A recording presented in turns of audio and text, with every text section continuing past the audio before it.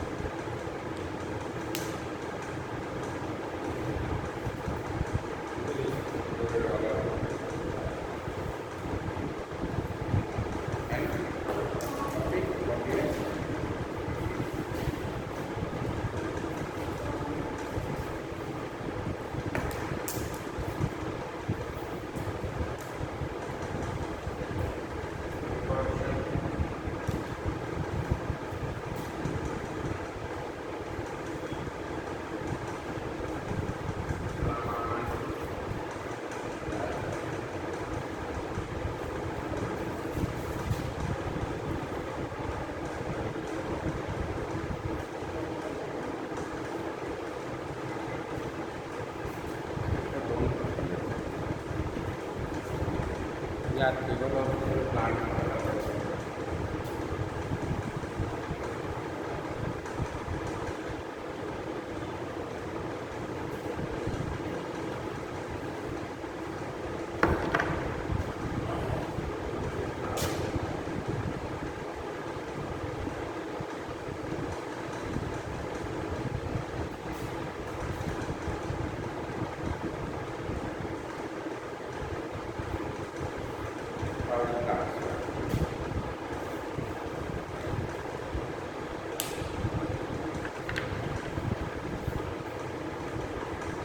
Government में आपको पढ़ा चुके हैं, जैसे इसका प्रॉब्लम्स देखिए क्या और चलेगा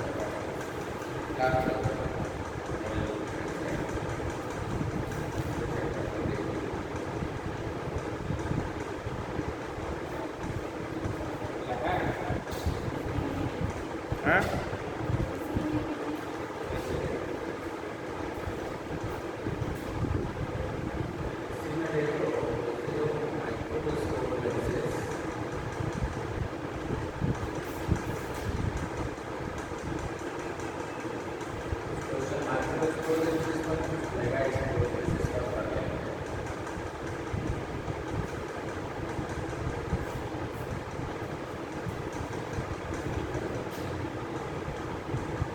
सेट होता है।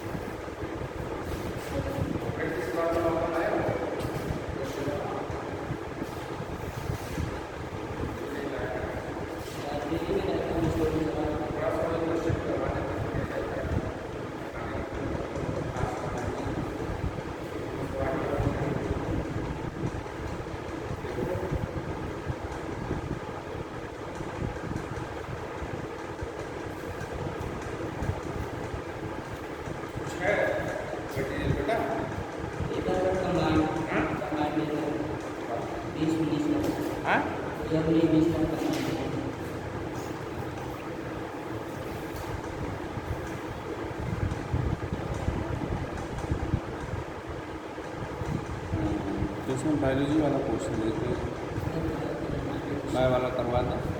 22 में देख लो वही बार करा दीजिए। ठीक। यही सिस्टम प्लास्टिक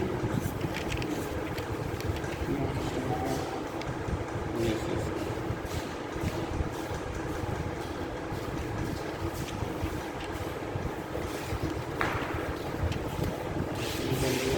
यहाँ से 46 से इसमें भी कर लो। इसमें फिर वहाँ से 91 से इसमें अच्छा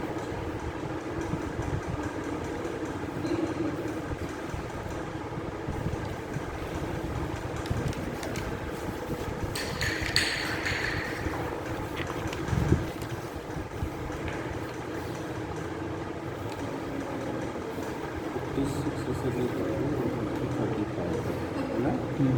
35 अभी कितना क्वेश्चन हो गया? 90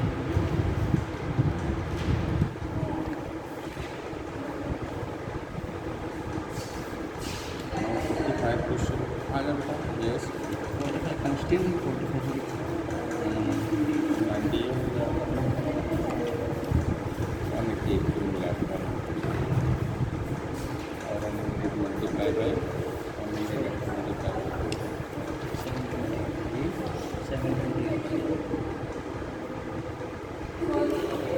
जनरल का स्कोर कितना जाता है इस बार कितना जाता है कुछ है नहीं? जनरल का इस बार गया था 613 ओबीसी का था 610 थोड़ा सा डिफरेंस जाता है। 3 नंबर का difference.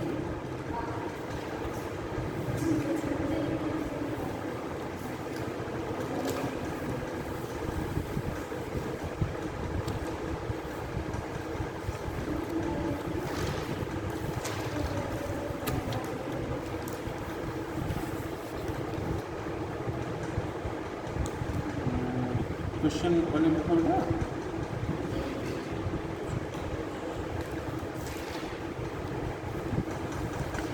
Reproduction and flowering plant हमने जो आपको रिवीजन करवा दिया है उसमें से कुछ क्वेश्चन करवा दें या ये सेट एक मिला है बोलो सेट वाले क्वेश्चन करवाएं। 2020 का पेपर है बोलो।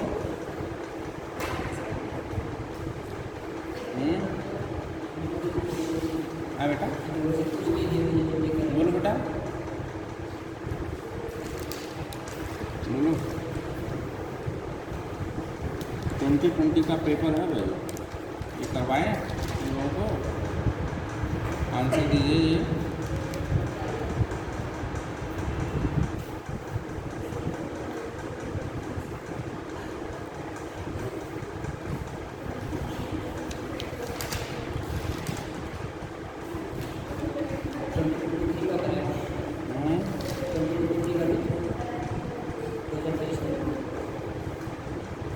ये करवाए ठीक है ये दे दो कैसे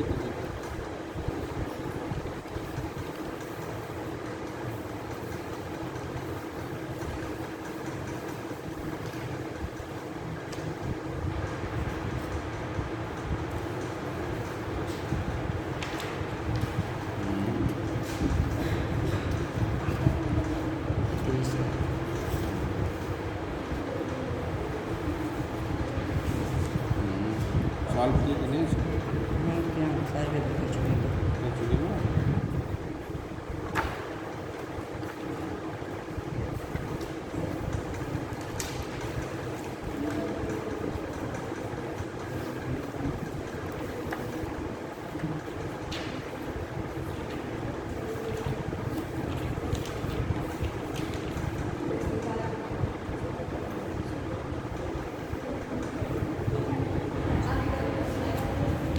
और ये बस बार हाँ बेटा ये मैंने खुद से बनाया है, बस बार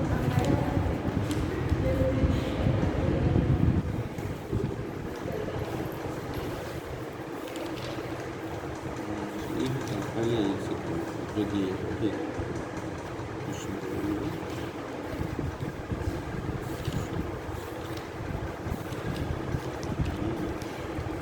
इसके आंसर्स है your expression किस पब्लिकेशन का है हरी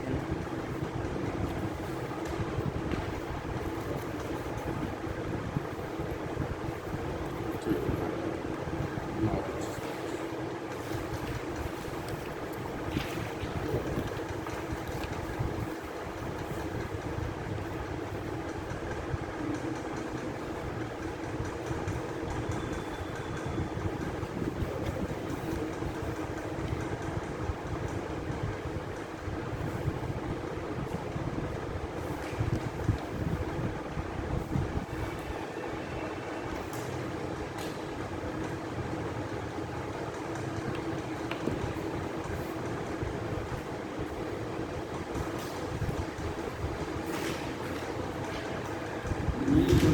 का पेपर देख लेते हैं बेटा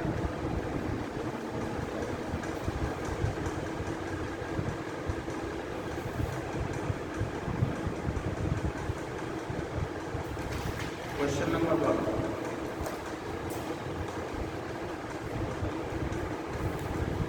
क्वेश्चन नंबर 1 है इसमें कि इफ द थाइलमस अगर क्वेश्चन का वो समझिए क्वेश्चन अगर है कि अगर थाइलमस फ्रूट बन जाए बहुत इजी सा क्वेश्चन है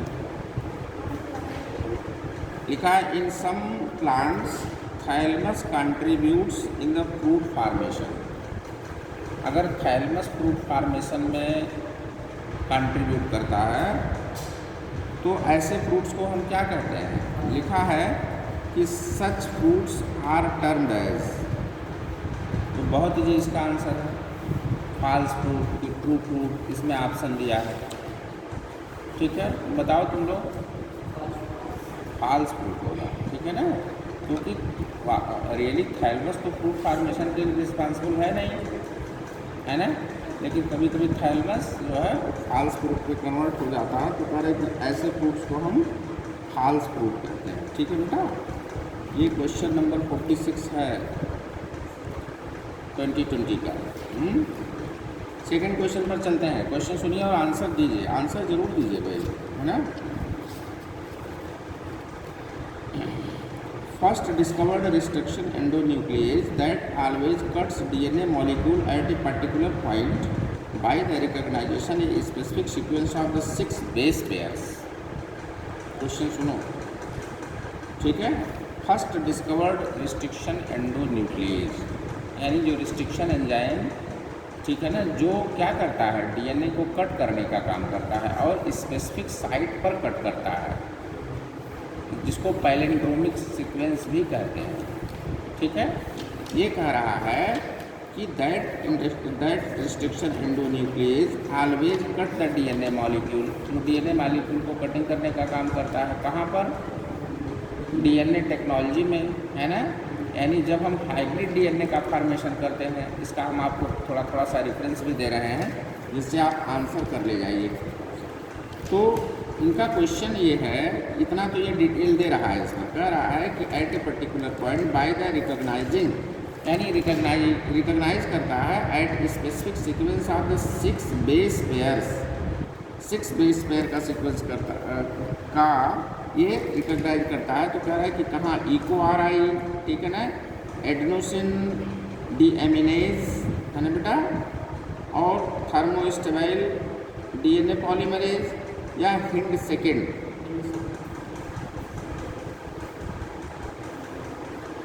हाँ तो हिंड सेकेंड हो गया, है ना। यानी जो 6 पेयर का रिकॉग्नाइजेशन जो इसका है रिकॉग्नाइजेशन साइट वो हिंड सेकेंड, ठीक है। नेक्स्ट क्वेश्चन फिर चलते हैं। Which of the following statement is incorrect. आपको इनकरेक्ट स्टेटमेंट छांटना है, सेलेक्ट करना है। करेक्ट नहीं, बाकी सब करेक्ट हैं, एक ही इसमें ऐसा है जो गलत है। क्वेश्चन को समझने का भी प्रयास करना चाहिए। मैं आपके सामने पढ़ रहा हूँ, उसको ध्यान देना। Biomass decreases from first to fourth trophic level. Biomass decrease करता है, एक तो स्टेटमेंट है। दूसरा कह रहा है कि एनर्जी कंटेंट ग्रेजुअली इंक्रीजेज। ध्यान देना बेटा, energy content gradually increases from first to fourth trophic level. First to fourth trophic level क्या ग्रेजुअली इंक्रीज करती है एनर्जी? एक ये हो गया। सी देखिए, number of individuals decreases from first trophic level to fourth trophic level. Number of individuals decrease करते हैं कि इंक्रीज करते हैं, ये कह रहा है। नेक्स्ट है, कह रहा है कि energy content gradually decreases from first to fourth trophic level. तो इसमें से कह रहा है कि कौन सेंटेंस ऐसा है जो इनकरेक्ट है, ठीक है ना। इनकरेक्ट की बात कर रहा है। जो इनकरेक्ट था मैंने उसको 2 बार पढ़ा है, जिससे आप उसको समझ पाइए। बोलो। देखिए, हम इसके लिए एक फार्मूला आपको बता दें। इसमें 4 स्टेटमेंट दिया है जो सबसे बेटा मैं एक बार आपसे फिर से बोल दे रहा हूँ, ठीक है, सब लोग सुन लो। Biomass decrease from first to fourth trophic level, एक स्टेटमेंट ये है। दूसरा है energy content gradually increase from first to fourth trophic level. तीसरा है number of individuals decreases from first to fourth trophic level. चौथा है energy content gradually decreases from first to fourth trophic level. यानी पहले जो पिरामिड बनेगा, pyramid पहले इसको ध्यान दो, है ना। तो अगर उसमें 4 ट्रॉपिक लेवल हम बनाते हैं तो first to fourth trophic level जाएंगे, तो कौन सी चीज़ घटेगी कौन सी चीज़ बढ़ेगी, यही इस पर है ना। इस क्वेश्चन में यही पूछ रहा है बार बार। तो पहली चीज़ तो इन्होंने बायोमास का नाम लिया है, बोलो। तो बायोमास डिक्रीज होगी भाई, ठीक है ना। क्योंकि जो भाई बायोमास क्यों डिक्रीज होगा, क्योंकि आप देख लीजिए डिक्रीज होगा ना भाई, यही तो है, बोलो। तो इसका बायोमास ज़्यादा होगा, इसका बायोमास कम होगा, तो क्या होगा, डिक्रीज होगा ना बेटा, डिक्रीजमेंट होगा इसमें, ठीक है।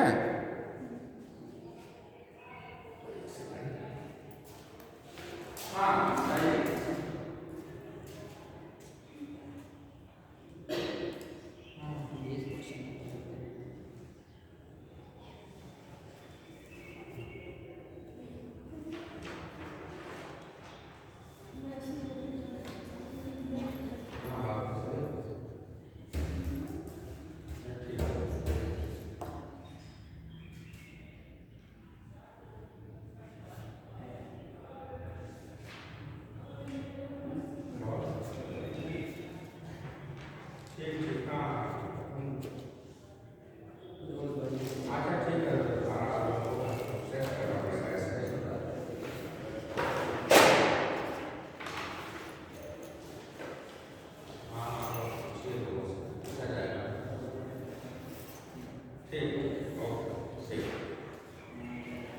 अच्छा ठीक है, हाँ जाइए।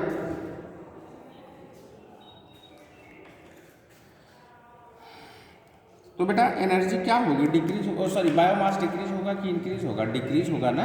जैसे कि मान लीजिए, समझिए कि भाई जो इसमें मान लिया कि ये फॉरेस्ट है, सपोज ये फॉरेस्ट इकोसिस्टम है ना, ये तो मान लिया है ना।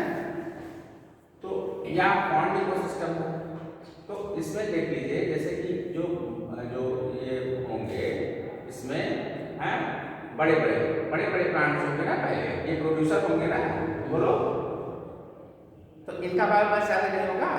भाई जंगल में जो बहुत हैवी प्लांट होते हैं, तो एक ही पेड़ होगा अगर तो उसका बायोमास बहुत ज़्यादा होगा। फिर उसके बाद उस पर जो फीड करने वाले होंगे, है ना, उनका बायोमास कम होगा और कम होगा, ऐसे से कम होता जाएगा, तो डिक्रीज करेगा। यानी पहला स्टेटमेंट सही है, गलत नहीं है। ये बात समझ में आ गई। दूसरे पर आते हैं, energy content gradually increase from first to fourth trophic level. कह रहा है कि एनर्जी इंक्रीज करेगी। देखो, एनर्जी इंक्रीज करने की बात कर रहा है, एनर्जी इंक्रीज करने की बात कर रहा है। ये देखो, सुनो, यही पकड़ लो, एनर्जी इंक्रीज करने की बात कर रहा है और एनर्जी डिक्रीज होगी। कैसे? यहाँ 10% ला लगता है, 10% ला। कैसे 10% ला लगता है? जैसे यहाँ प्रोड्यूसर्स होंगे, बोलो, तो प्रोड्यूसर्स होंगे तो सनलाइट को सबसे ज्यादा अमाउंट में एनर्जी को कंज्यूम करेंगे, सनलाइट को कंज्यूम करेंगे, यानी सबसे ज्यादा कंज्यूम करेंगे। सुनो बेटा, ध्यान दो। फिर इसके बाद जो ऊपर वाले हैं वो 10% कम एनर्जी को यूटिलाइज करेंगे। फिर इसके ऊपर वाले जो है ये भी इससे 10% एनर्जी को कम यूटिलाइज करेंगे। जो इससे कम है वो कम एनर्जी, यानी क्या एनर्जी क्या हो रही है? डिक्रीज हो रही है, घट रही है ना, जैसे इससे ऊपर जा रहे हैं। यानी फर्स्ट ट्रॉपिक लेवल से फोर्थ ट्रॉपिक लेवल की तरफ जब हम बढ़ रहे हैं तो एनर्जी क्या हो रही है? घट रही है। और इस स्टेटमेंट में लिखा है कि एनर्जी इंक्रीज हो रही है। यही स्टेटमेंट गलत है, बस एक पकड़ लो। और एनर्जी हमेशा, आपको पता है कि एनर्जी हमेशा यूनिडायरेक्शनल होती है, ये पता है ना? बोलो, यूनिडायरेक्शनल होती है। तो यूनिडायरेक्शनल माने एक ही दिशा में, एक ही डायरेक्शन में एनर्जी बढ़ती है, राइट? ये है, इसमें जो है ये हमेशा एनर्जी इंक्रीज होती है, क्योंकि प्रोड्यूसर लेवल पर एनर्जी सबसे ज़्यादा होती है। क्यों ज़्यादा होती है? इसका भी आंसर है, क्योंकि जो ग्रीन प्लांट्स हैं वही जो एनर्जी को सबसे ज़्यादा यूज कर पाते हैं। भाई इस एनवायरमेंट में जो ग्रीन प्लांट है सबसे ज़्यादा सनलाइट को, सन एनर्जी को, सोलर एनर्जी को कौन यूटिलाइज कर पाता है? ग्रीन प्लांट्स कर पाते हैं। उनके जो ग्रेन्स वगैरह बनते हैं फिर उसको जो कंज्यूमर है वो लेगा, है ना? तो जो फर्स्ट ट्रॉपिक लेवल के लिए जो है ये जो कंज्यूमर है, फर्स्ट कंज्यूमर जो उसको लेगा तो उसमें जाएगा। फिर उसका 10% कम सेकेंड वाले में जाएगा, उसका 10% थर्ड वाले में जाएगा, उसका 10%। कहने का मतलब सीधी सी बात है, घटेगी। तो ये रॉन्ग स्टेटमेंट है, इसके माने बी वाला गलत है, बाकी सब सही है। ठीक है, क्या क्या सही है? देखो, number of individuals decreases from first to fourth topic. First और फोर्थ नंबर ऑफ इंडिविजुअल्स घटते हैं, बस सीधी सी बात ये है, छोड़ दो। अब आगे चलते हैं। देखिए, द टर्म, नेक्स्ट क्वेश्चन है बेटा, ध्यान देना। The term nuclein for the genetic material was used by, यानी न्यूक्लिन जो है, न्यूक्लिन जो टर्म है ये जेनेटिक मटेरियल के लिए किसने यूज किया था? बोलिए, बता सकते हैं? ऑप्शन दें? बोलो। फ्रैंकलिन ने, मिशर ने, मेंडल ने, चारगाफ ने, बोलिए। हैं? हम जब पढ़ा रहे थे, याद है आपको? न्यूक्लिन जो वर्ड है ये एफ मिशर ने दिया था। और क्या, जो न्यूक्लिन वर्ड है ये एफ मिशर ने दिया था जेनेटिक मटेरियल के लिए। यानी सबसे पहले जेनेटिक मटेरियल को जीन न कह करके न्यूक्लिन किसने कहा था? एफ मिशर ने। एफ मिशर ने, दिमाग में सेट कर लेता है। एफ मिशर ने न्यूक्लिन जो टर्म है वो जेनेटिक मटेरियल के लिए पहली बार दिया था।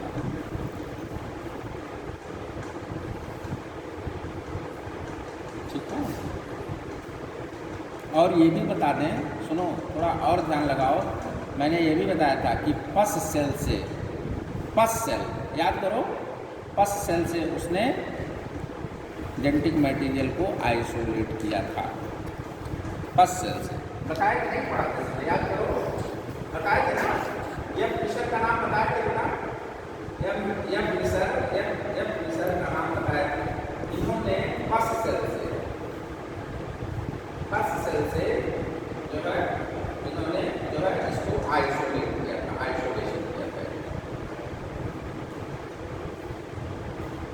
तो आंसर ये होगा इसका।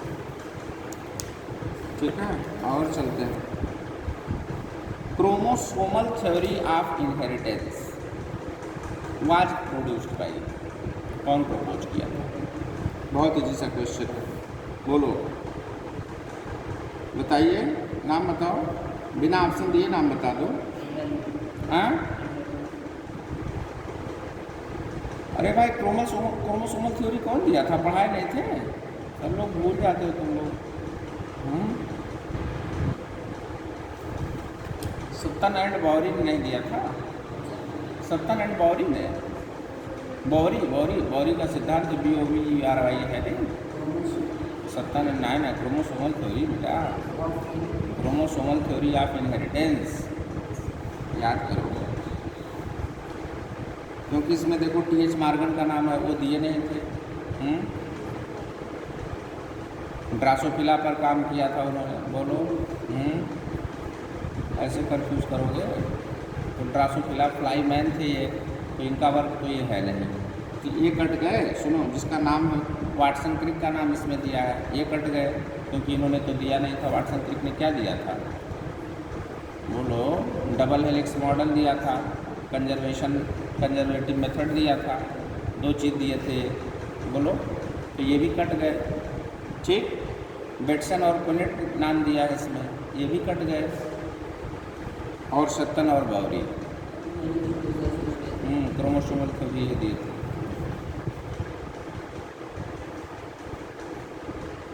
यानी आप देख लो पेपर में साइंटिस्ट का कंट्रीब्यूशन बहुत ज़्यादा पूछ रहा है। ये एक लिस्ट बना के तैयार कर डालो, एक लिस्ट बना डालो। एक तो साइंटिस्ट बचने ना पाए, बॉटनिस्ट, जूलॉजिस्ट, कि कौन काम किसने किया था, एक पूरी लिस्ट बना डालो, बना के चिपका दो, एकदम लर्न करो, ये भूल जाता है। ठीक है, समझ में आ रहा है ना? तो chromosomal theory of inheritance Sutton and Boveri ने दिया था ना बेटा, ये हो गया। न्यूक्लियन किसने किया? मिशर ने किया, नाम याद रखना, भूलना मत। ठीक है, चलो next question. Phycoerythrin is the major pigment, किसका है? फाइकोइराइथ्रिन किसका मेजर पिगमेंट है?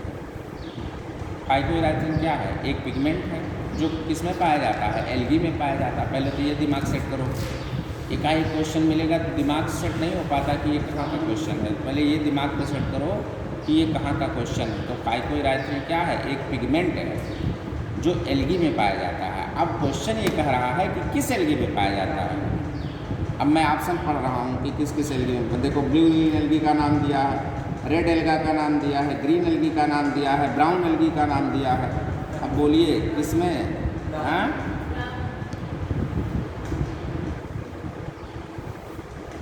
फाइकोइराइथ्रिन। ठीक है,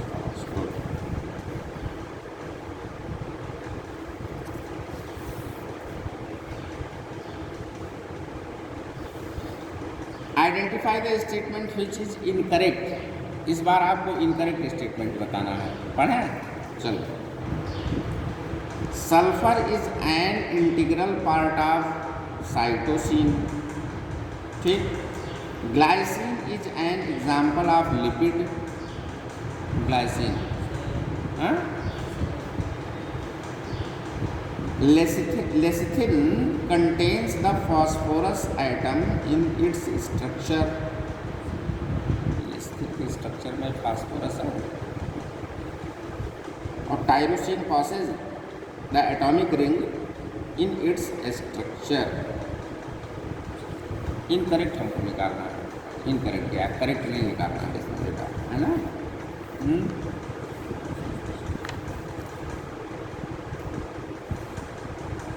जो ग्लाइसिन है वो लिपिड नहीं है। हाँ, नहीं भाई, ग्लाइसिन जो है, ग्लाइसिन लिपिड नहीं है, है ना? ग्लाइसिन वैक्स तो है, लिपिड नहीं। क्योंकि सल्फर वाला तो सही है यार, मुझे सल्फर तो सही साइटोसिन का पिगमेंट है। अच्छा, एक तो ये हो गया। दूसरा लेस्थिन कंटेंट लेस्थिन में फास्फोरस एटम पाए जाते हैं कि नहीं, थोड़ा मैं भी कंफ्यूज हो रहा हूँ इसमें, लेकिन ये तो सही है। टायरोसिन पासेज दैट, ये तो सही है। टायरोसिन में बेंजीन रिंग पाया जाता है, ये सही है, ठीक है, ये सही हो गया। सल्फर वाला सही हो गया। ग्लाइसिन और लेस्थिन यही दो है कंफ्यूजन, लेकिन तो ग्लाइसिन जो है तो ग्लाइसिन भैया लेकिन लिपिड नहीं है, सीधी सी बात, आंसर यही होगा, यही इनकरेक्ट ही है। हाँ? समझ रहे हो ना, आंसर देख लें।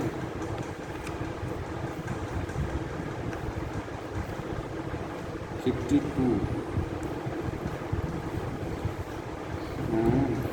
52 का बी सही है बेटा। Glycine is an example of which, यही इनकरेक्ट है ग्लाइसिन वाला, बाकी सब सही है। इसके माने लेस्थिन कंटेन्स द फास्फोरस, ये भी सही हो गया। टायरोसिन में बेंजीन रिंग पाया जाता है, ये भी सही हो गया। सल्फर जो है साइटोसिन का एक इंटीग्रल पार्ट है, ये भी सही हो गया। बोलो हाँ, समझ रहे हैं ना? हाँ पूछा, ये हो गया। चलिए फिर नेक्स्ट क्वेश्चन पर आते हैं बेटा। जिम्नोस्पर्म का क्वेश्चन है, बहुत अच्छा क्वेश्चन है, इसका आंसर आप लोग दीजिए। कह रहा है कि which of the following statement is incorrect about the gymnosperm. Gymnosperm के बारे में कौन सा सेंटेंस इनकरेक्ट है? सुनो, दे आर हेटेरोस्पोरस, बोलिए।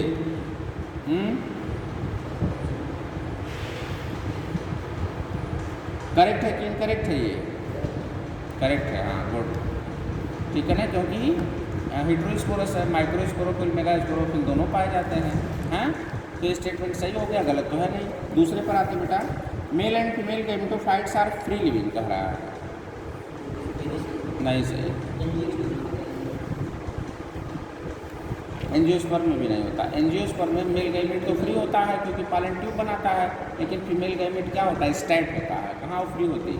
नहीं होता ना, वो नहीं होता। नो, एल्गी में होता है, ब्रायोफाइटा में होता है, जहाँ की फर्टिलाइजेशन पानी में होता है। समझ रहे हो ना? तो ये इनकरेक्ट है, इन्हीं पकड़ में आ गया। समझो क्वेश्चन, पकड़ो। सेंटेंस देखिए, लिख रहा है कि male and female gametophytes are free living, तो फ्री लिविंग नहीं होते जिम्नोस्पर्म में, नहीं होते बेटा। तो यही है इनकरेक्ट, क्योंकि सी वाला देख लो, सी वाला करेक्ट है। सी वाला क्या कह रहा है? Most of them have narrow leaves and thick cuticle, तो ये तो सही है। फिर कह रहा है कि there seeds are not covered, ये तो सही है ना, क्योंकि सीड्स आर अनकवर्ड, तो कह रहा है नॉट कवर्ड, बस इतनी सी बात है, तो ये तो सही हो गया, ये सही हो गया। उसे बस इसके बाद बीच वाला वही गलत है, ठीक है। ऐसे क्वेश्चन पकड़ो। तो 53 वाला ये हो गया। 54 का फिर देखिए, आते हैं 54 पर। A species which was introduced for ornamentation but has become a troublesome weeds in India, ठीक है। देखिए इसमें नाम दिया है पार्थीनियम का, ठीक, नाम दिया है आइकार्निया का, तीसरा नाम दिया है प्रोसोपिस का, और चौथा नाम दिया है ट्रैपा, माने सिंघाड़ा। सिंघाड़ा जानती हो ना, वही। अब ये कह रहा है, फिर से क्वेश्चन सुनिए, कह रहा है वो कौन सा स्पीसीज है? A species which has introduced for ornamentation, ornamentation माने समझ गए ना, ornamentation, but has become A troublesome weed in India. Trouble माने प्रॉब्लम क्रिएट करता है, लेकिन है ऑर्नामेंटेशन। ऑर्नामेंटेशन माने एट्रैक्टिव, सजावटी टाइप के, जिसको आप कह सकते हैं। ऑर्नामेंटल माने क्या? ऑर्नामेंटल प्लांट माने सुंदर लगने वाले प्लांट, जिनको हम एट्रैक्टिव के लिए, एट्रैक्टिवनेस के लिए यूज कर लेते हैं। दे आर कॉल्ड ऑर्नामेंटेशन ना बेटा। तो अब बताओ इसका आंसर क्या बनेगा? हाँ गुड, आइकार्निया है। हाई कार्निया इसलिए होगा क्योंकि ऑर्नामेंटल भी है और ये वीड्स के लिए ट्रबुलसम है, प्रॉब्लम क्रिएटिंग है, क्योंकि ट्रैपा सिंगाड़ा है नहीं, पार्थीनियम है नहीं, परसोपिस भी नहीं है, जूलिपोला सही कॉर्निया है सही। मैंने species which introduced for the ornamentation but has become a troublesome weed in the India.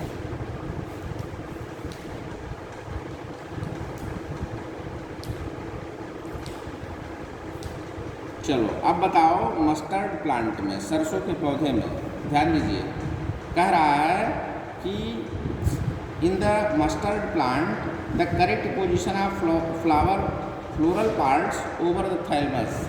Thalamus के ऊपर जो फ्लोरल पार्ट्स है उसकी करेक्ट पोजीशन क्या होगी सरसों के पौधे में?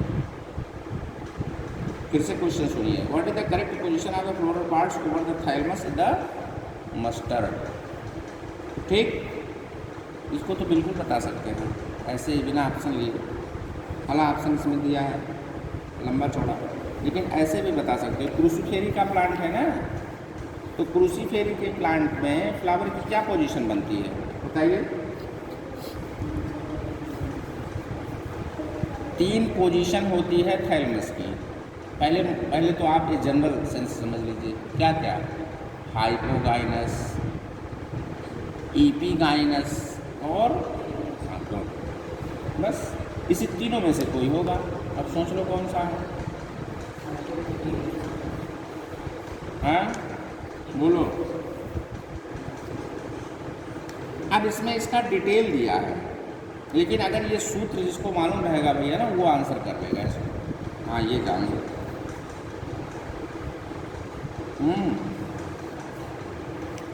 अब देखो कह रहा है, मैं आपको सुना दे रहा हूँ। Gynoecium occupy the highest position while the other floral parts are situated below it. किसके बिलो? थैलमस के बिलो। लेकिन कह रहा है कि gynoecium occupies the highest position. जो गाइनोइसियम है वो हाईएस्ट पोजीशन। कहो तो डायग्राम हम बना के समझा दें आपको। यानी जब गाइनोइसियम हाईएस्ट पोजीशन गेन करेगा तो ये पोजीशन बनेगी, ये जैसे ये थैलमस है, ये थैलमस है, समझ में आ गया? गाइनोइसियम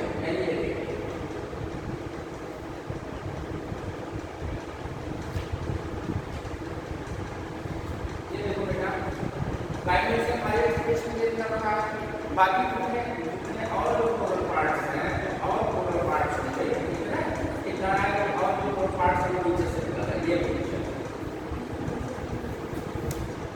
किसमें? सरसों में। दिमाग में रखो, यानी ब्रेसिका प्लांट में ना बेटा सुनो, ब्रेसिका कंपैस्टिस में यही पोजीशन बनती है। बहुत इंपॉर्टेंट क्वेश्चन है, और इसको सुपीरियर ओवरी कहते हैं। क्या कहते हैं? सुपीरियर ओवरी कहते हैं। ऐसे ओवरी को सुपीरियर ओवरी कहते हैं। कौन सी? जो ओवरी थैलमस के ऊपर पोजीशन ऑक्युपाई करता है। भगवान ये सब पढ़ाए नहीं? फैमिली बहुत इंपॉर्टेंट है, जान लीजिए 5-6 क्वेश्चन रखा है अगर आपने इसको नहीं पढ़ा। हाँ बेटा बहुत पढ़ने हैं भाई, इसको तो मत अलग से इसकी स्टडी कर लीजिए। क्या देख लीजिए, क्या इसको सुपीरियर ओवरी करते हैं, क्योंकि इसमें क्या होता है, इसमें ये है ना ओवरी, ये देखो ओवरी थैलमस के जस्ट ऊपर पोजीशन ऑक्युपाई कर रही है। और एक नाम इसका और है, इसको हाइपोगाइनस ओवरी कहते हैं। हाइपोगाइनस। तो इसमें क्वेश्चन में तो डिटेल दिया है, लेकिन इस तरह नहीं देता। ऐसे कहा जाएगा ओवरी कैसी है, हाइपोगाइनस है क्या, ईपीगाइनस है, इपेरिगाइनस है, जैसे जो तुम बोले इंटर्न सुपीरियर कर देंगे और उसको सुपीरियर ओवरी कहते हैं। और जो ओवरी इंफीरियर होती है उसको ईपीगाइनस कहते हैं। वो पोजीशन बनेगी, ये है, ठीक है। तो क्वेश्चन पर आते हैं। कह रहा है कि gynoecium occupies the highest position while the other parts are situated below it. बस आपको आंसर मिल गया, यही आंसर सही है। तीनों ऑप्शन पढ़ने की जरूरत नहीं है, पहले ही तुरंत जैसे आप पकड़े पहुँचे तुरंत पहला आंसर मिल गया। बाकी आंसर सब गलत है तो हम पढ़ दें। Margin of thalamus grows upward enclosing the ovary completely and other parts arise below the ovary. गलत हो गया। आगे चलते हैं। Gynoecium is present in the centre and other parts cover it partially. ये भी गलत हो गया। ठीक है। Gynoecium is situated in the centre and other parts of the flower are located at the rim of the thalamus at the same level. ये भी गलत हो गया, क्योंकि गुआवा में ये कंडीशन बनती है, यहाँ नहीं बनेगी। मस्टर्ड में ये कंडीशन नहीं बनती, क्रूसीफेरी में ये कंडीशन नहीं बनती। क्रूसीफेरी की हमेशा ये कंडीशन है कि जो गाइनोइशियम होता है वो थाइलमस के हमेशा ऊपर होता है, जिसको सुपीरियर ओवरी कहते हैं। चलते हैं, पूरी व्याख्या हो गई इस क्वेश्चन की ना, कभी भूलना मत। इस नाते मैं टाइम दे रहा हूँ आपको इस पर ना बेटा, हाँ ध्यान दो। चलो नेक्स्ट क्वेश्चन फिर चलते हैं, रेडी होइए 56 के लिए। कह रहा है कि इन रिकॉम्बिनेंट डीएनए टेक्नोलॉजी, मैंने रिकॉम्बिनेंट डीएनए टेक्नोलॉजी में antibiotics are used, antibiotics use होते हैं to keep the medium bacteria free, to detect the alien DNA, ठीक है ना, to impart the disease resistance to the host plant. Okay, फिर कह रहा है नेक्स्ट है as selectable markers.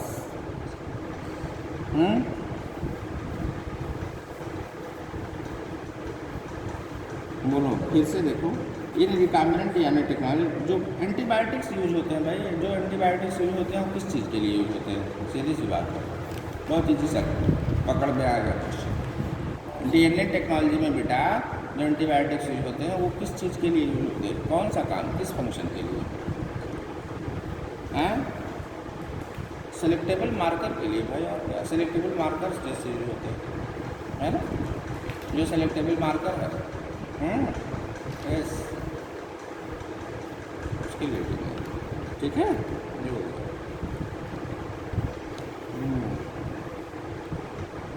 Next question देखिए, which of the following is incorrect for wind pollination. बहुत इजी क्वेश्चन। विंड पॉलिनेशन के लिए बताइए इनकरेक्ट सेंटेंस पूछ लिया है। अब मैं सबको पढ़ दे रहा हूँ, बहुत इंटरेस्टिंग क्वेश्चन होगा ये। कह रहा है well exposed stamens and stigma. NCERT की बिल्कुल सीधी सीधी लाइन है ये, है ना, याद आ गया ना। हाँ,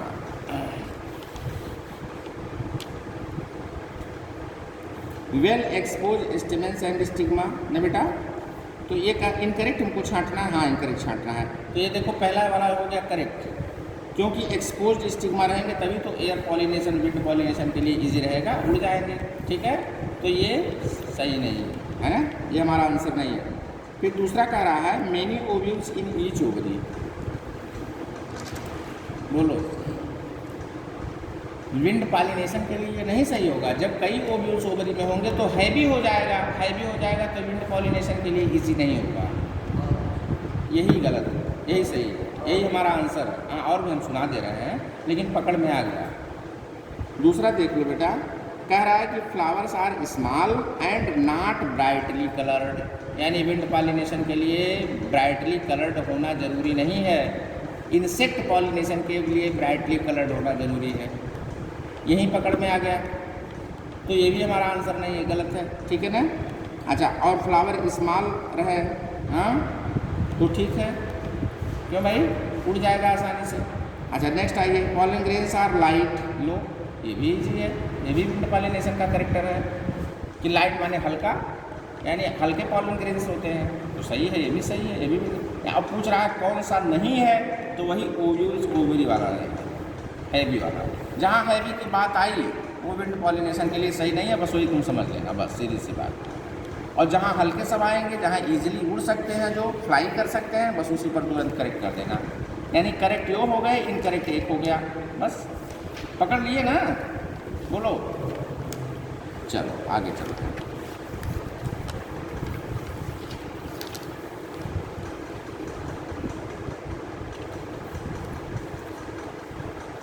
देखो बेटा एक क्वेश्चन मिल गया फिर जो है बायोमॉलिक्यूल्स वाले चैप्टर से मिल गया क्वेश्चन, बहुत बढ़िया क्वेश्चन है। इन द पॉलीन्यूक्लियोटाइड चेन, अब देखो पॉलीन्यूक्लियोटाइड चेन याद रखना पड़ेगा दिमाग में, सेट करो। कह रहा है कि पॉलीन्यूक्लियोटाइड चेन ऑफ डीएनए में, ठीक है, a nitrogenous base is linked to the OH of, यानी जो डीएनए का जो पॉलीन्यूक्लियोटाइड चेन है उसमें जो नाइट्रोजनस बेस है वो कहाँ से जुड़ा होता है, यही क्वेश्चन है इसका। बहुत बढ़िया क्वेश्चन है भाई।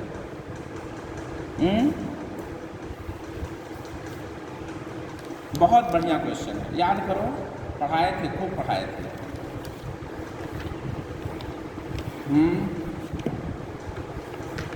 क्या पढ़ाए थे? जो डीएनए की पेंटोज, देखो भाई, देखो बेटा, जो डीएनए की पेंटोज शुगर थी ना, बोलो, हैं? कार्बन नंबर 1, नंबर 2, नंबर 3, हैं? नंबर 4, नंबर 5, सॉरी,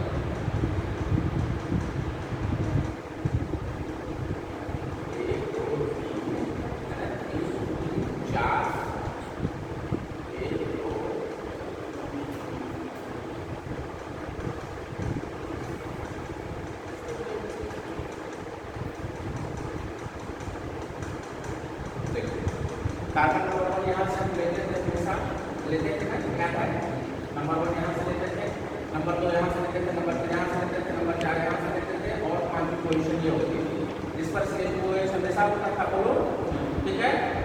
तो ये कह रहा है कि ये बताइए कि इसमें जो है वो ये जो है फास्फेट पूछ रहा है, फास्फेट की पोजीशन, नाइट्रोजनस बेस कहाँ से जुड़ेगा, जो नाइट्रोजनस बेस है वो कहाँ से जुड़ेगा, यानी एडेनिन, गुआनिन, साइटोसिन, थाइमिन कहाँ से जुड़ते हैं, हमेशा कार्बन नंबर 1 से जुड़ते हैं, यहाँ से इस पोजीशन से जुड़ते हैं, यहीं से जुड़ते हैं, हमेशा C1 से जुड़ते हैं, ये दिमाग में रखो, C1 से जुड़ते हैं,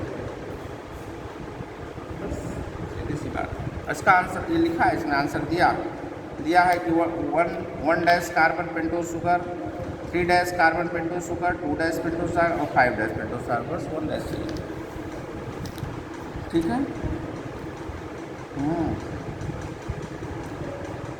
नेक्स्ट क्वेश्चन देखिए, in glycine max, glycine max माने प्लांट का नाम है बेटा, in glycine, GLYCINE, glycine max, glycine max, देखो ग्लाइसिन मैक्स ये जीनस है, स्पीशीज है, देखो ये ग्लाइसिन मैक्स का नाम दिया, जानते हैं, तीसी, अलसी का नाम सुना है ना, अलसी जानती हो, अलसी का प्लांट, तीसी भाई, डू यू नो, जानती हो, आयल निकलता है, आयल प्रोड्यूसिंग प्लांट है। पहले हम लोग जब बच्चे थे तो बहुत तीसी बहुत बुआई होती थी तीसी की, मतलब आयल कंटेंट ज़्यादा होता है।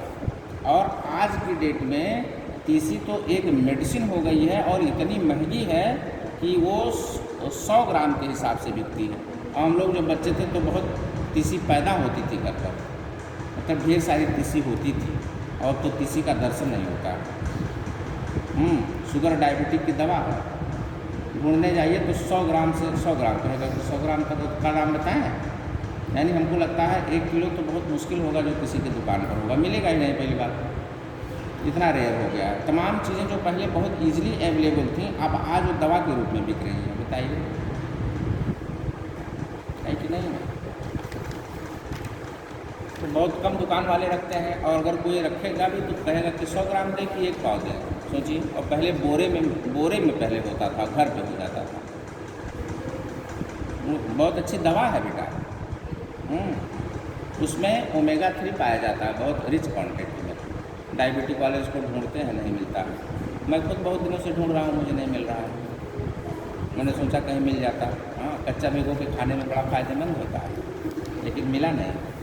बिटर टेस्ट होता है, टेस्ट बहुत बिटर होता है, लेकिन बहुत ही बेनिफिशियल है, फास्फोलिपिड्स को डिजॉल्व करने के लिए बॉडी में, ठीक है, कोलेस्ट्रॉल को डिजॉल्व कर देता है।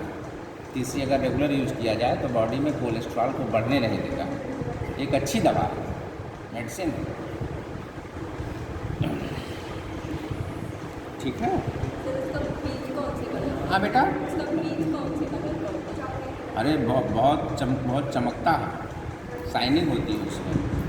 छोटे छोटे होते हैं सीड्स उसके। अब आप लोग देखें ना, नेट पर सर्च करिएगा, नेट पर सर्च करना, छोटे छोटे सीड्स होते हैं बेटा उसके। नेट पर सर्च करना, अलसी, ALSI डालो, देखो, ग्लाइसिन मैक्स उसका नाम है, अलसी या तीसी है ना, हिंदी का नाम उसका तीसी है और अलसी है ना, और ग्लाइसिन मैक्स उसका बोटेनिकल नेम। हाँ, गठिया की दवा है, हाँ, कई चीज़ों में फ़ायदेमंद है।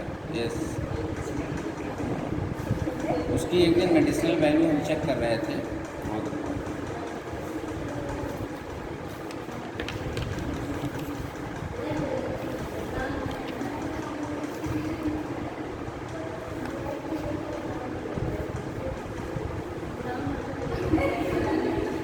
In the glycine max, the product of biological nitrogen fixation is transported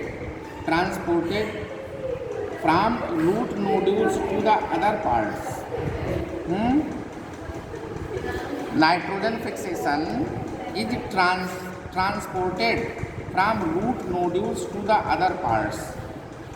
उसके रूट नोड्यूल से कह रहा है कि अदर पार्ट तक जो है ट्रांसपोर्ट हो जाते हैं। नाइट्रोजन फिक्सेशन, जो बायोलॉजिकल नाइट्रोजन फिक्सेशन होता है, कह रहा है किस फार्म में, तो नाइट्रेट के फार्म में। इसका आंसर यही सही होगा।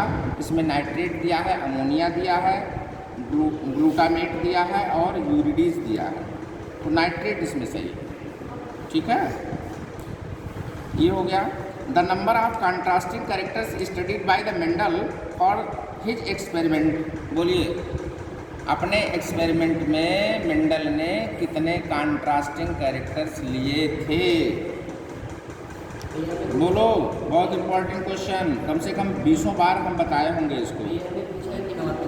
हाँ बेटा, नहीं, नॉर्मल में पूछा।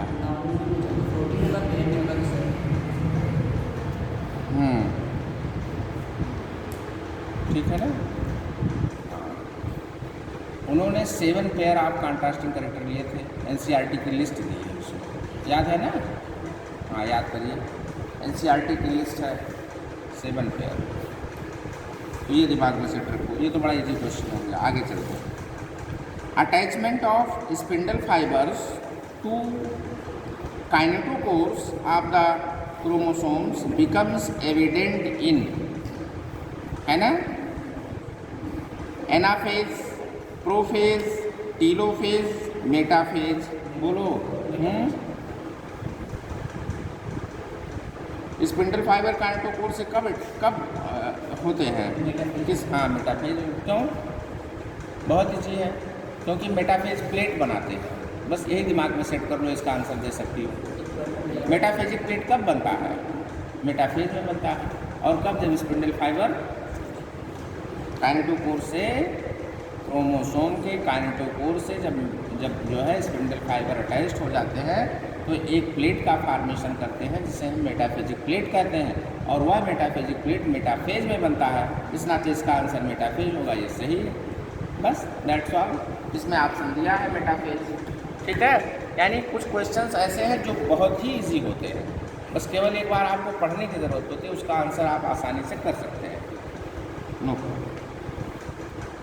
चलिए आगे चलते हैं।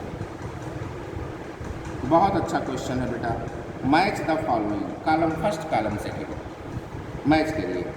कॉलम फर्स्ट पहले सुन लो, देखो, हर्बीवोरस प्लांट्स, ठीक, लिख दे। अच्छा ठीक, बहुत देखो,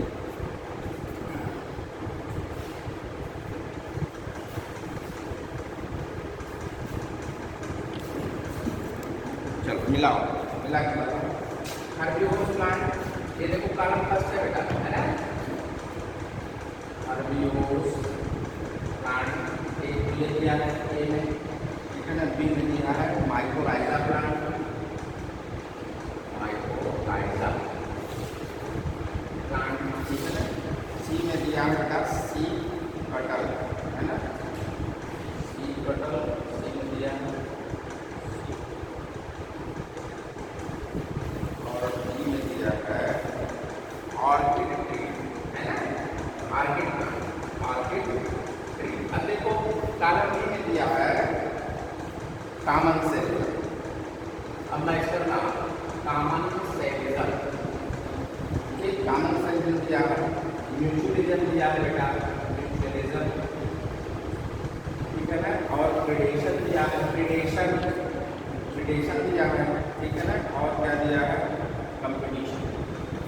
बोलिए कौन सा सही है, competition, competition, predation, mutation, common cell. मिलाओ, मिला के बताओ।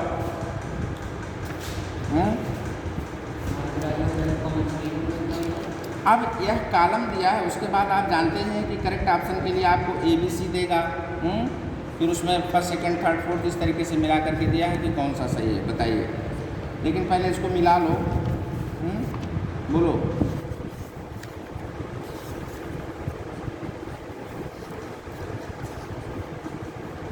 मिलाओ, मिलाओ और उसका रीज़न भी बताओ, तभी तभी जो है क्वेश्चन करने का वो है ना।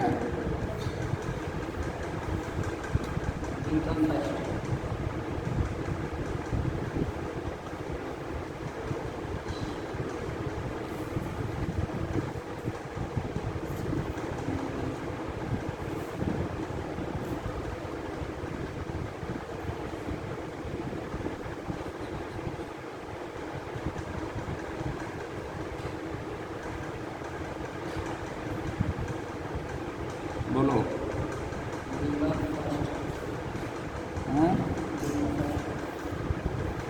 करेक्ट, सही बताया।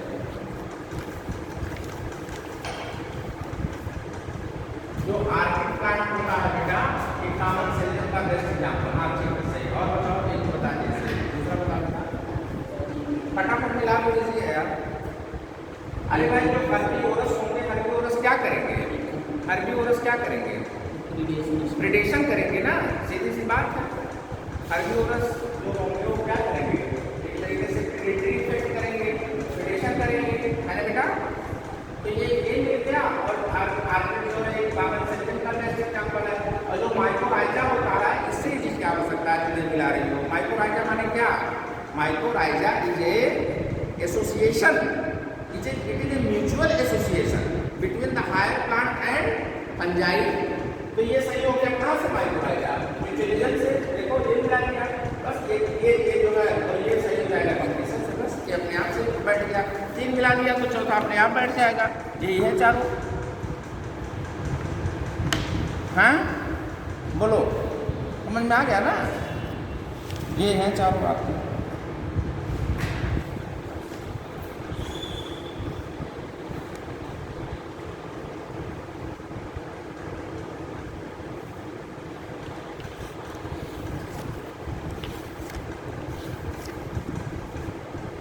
क्वेश्चन अच्छा लगा ना बेटा, हैं?